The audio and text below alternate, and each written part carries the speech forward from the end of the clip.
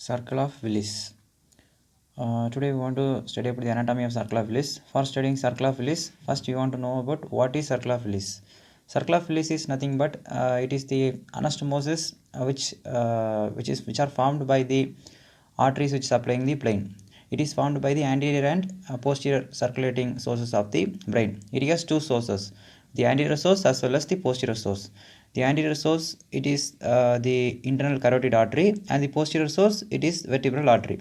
These two sources form an anastomosis which is known as the circle of Willis.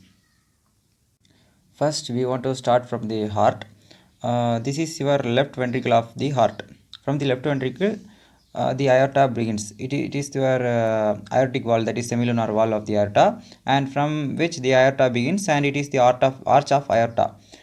We all know that the arch of aorta has three branches, that is the brachiocephalic trunk, and then the left common carotid artery and the left subclavian artery. So okay, this is the arch of aorta, and this is your brachiocephalic trunk, and this is your left common carotid artery, and this is your left subclavian artery. The brachiocephalic trunk further divides into two branches, that is the right common carotid artery and the right subclavian artery. When we see the subclavian artery, there is the subclavian artery has many branches, and the first branch of the subclavian artery is the vertebral artery. So this is your vertebral artery.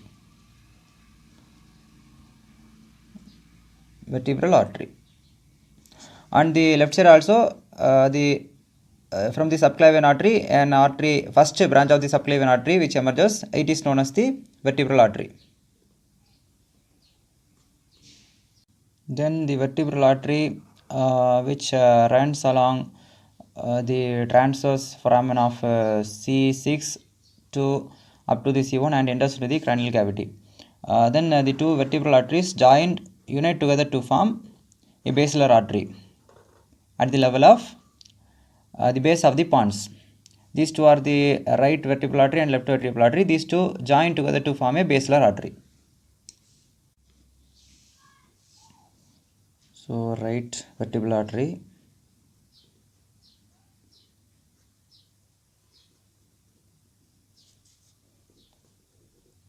left vertebral artery,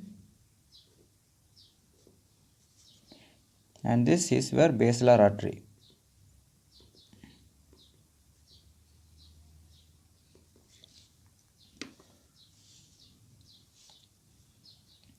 Then the basilar artery runs, and then it is divided into two branches.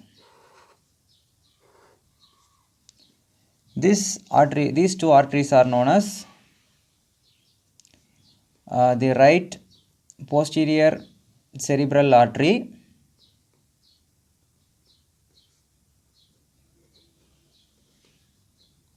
and the left side, that is left posterior cerebral artery.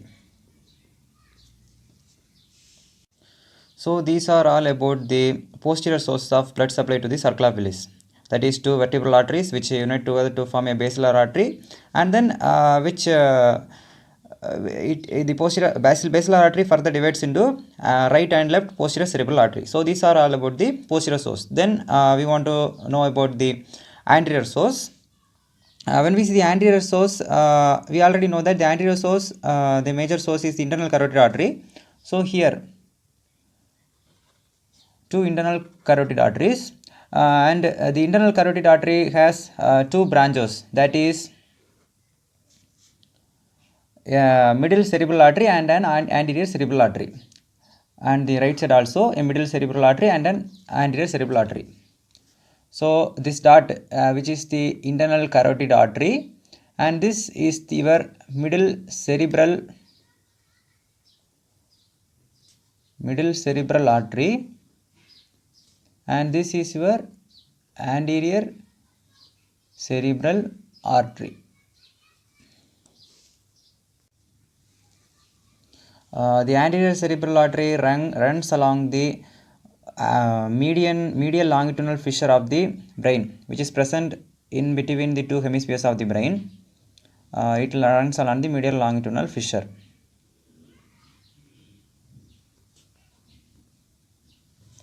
So the anterior cerebral artery runs along the medial longitudinal fissure, and the middle cerebral artery which runs along the lateral sulcus of the brain.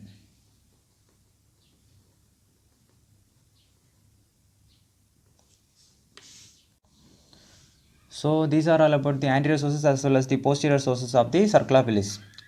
These are the anterior sources, and this is the posterior source. Anterior source is the internal carotid artery and its branches, and posterior source is the vertebral artery and its branches. Okay. So first, I already told that the circula Willis is the communication, that is the anastomosis in between the anterior and posterior circulation of the brain. So we need to connect these two circulation.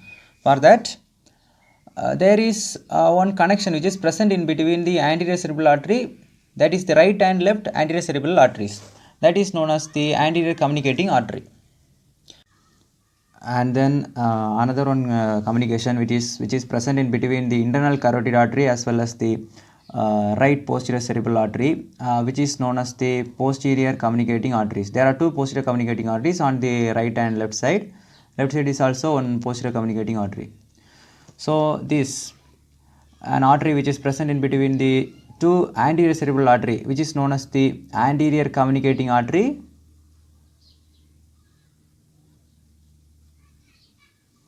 and an artery which is present in between the internal carotid artery as well as the posterior cerebral artery, which is known as the posterior communicating arteries. So two posterior communicating arteries and one anterior communicating arteries which is present.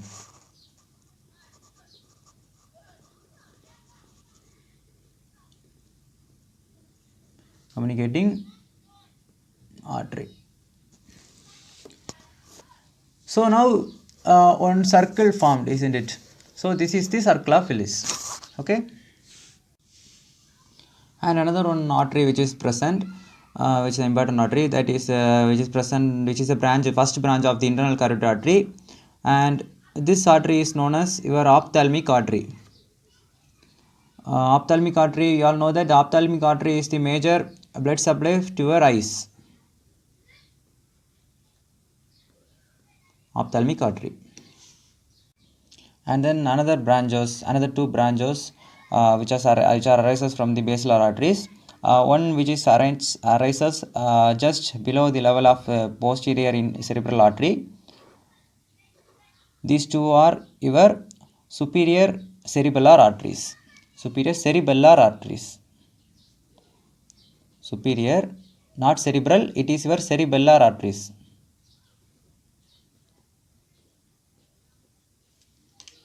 And then again one artery which arises at this level. This is your anterior inferior cerebellar arteries. Anterior inferior cerebellar arteries.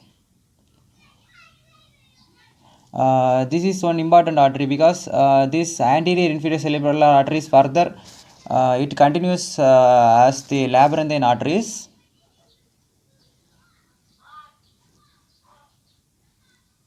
and the labyrinthine artery is a major blood source for the 7th and 8th cranial nerve, and also to the cochlea and to the vestibules of your inner ear.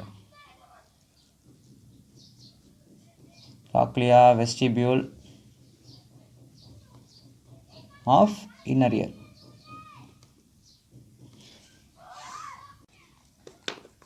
And then here some small branches are present, and these are your Pondine arteries. Small branches which arises from the basilar arteries, they are known as the Pondine arteries. And then here a branch arises which is your posterior inferior cerebellar artery. Posterior inferior cerebellar arteries. So these are all about the circular Willis. So let's recap once again. So these are your two vertebral arteries. The two vertebral arteries join together to form a basilar artery. The basilar artery further divides into right and left posterior cerebral arteries. And so this is your posterior source. Okay. So when we see the posterior source, the two vertebral arteries join together to form a basilar artery, and the basilar artery further divides into right and left posterior cerebral arteries. Then we want to see the anterior post. When we see the anterior source, there are two internal carotid arteries, and the branches of internal carotid arteries are the anterior cerebral artery and the middle cerebral artery. And then there are communication between these two sources, that is anterior and posterior source, that is the right and left posterior communicating arteries, and then an anterior communicating artery which is present in between the anterior cerebral artery and the right and left anterior cerebral arteries. Then you want to concentrate on some small branches, that is the ophthalmic artery, which is a small and the first branch of the internal carotid artery, and then superior cerebellar artery, which arises slightly below the level of the posterior cerebral artery, and then an anterior inferior cerebellar artery, which is also a branch of basilar artery. The anterior inferior cerebellar artery is of some importance because it continues as the labyrinthine artery, and the labyrinthine arteries which goes to supply the cochlea vestibule of the inner ear. And then posterior inferior cerebellar artery, which is a branch of the vertebral artery.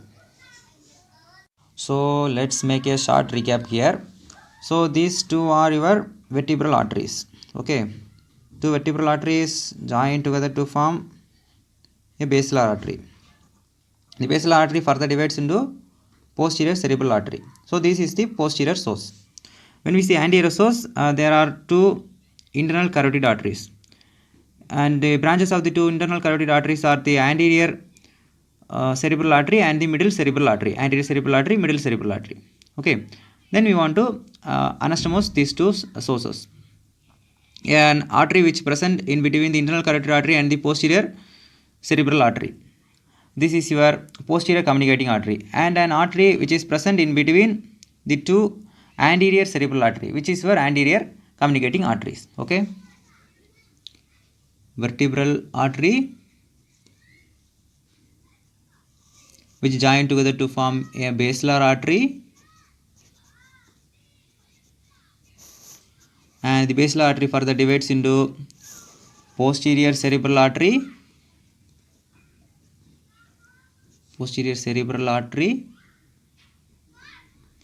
and then this is your internal carotid artery, and internal carotid artery two branches, that is your middle cerebral artery, and this is your anterior cerebral artery, another branch of internal carotid artery.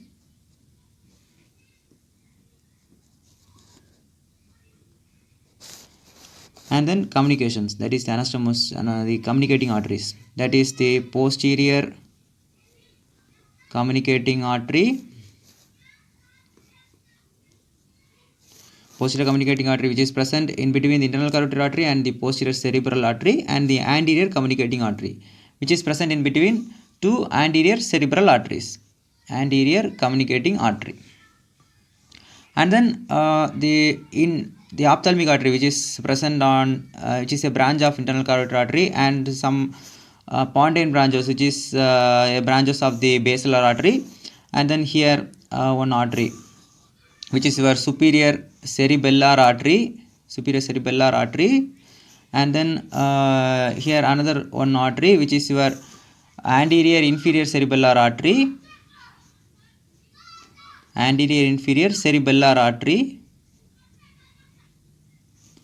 and here another one artery which is your posterior inferior cerebellar artery.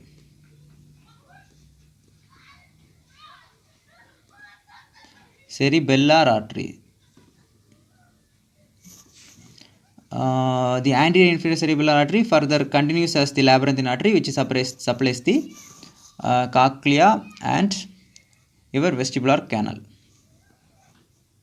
vestibules. Okay, so these are all about the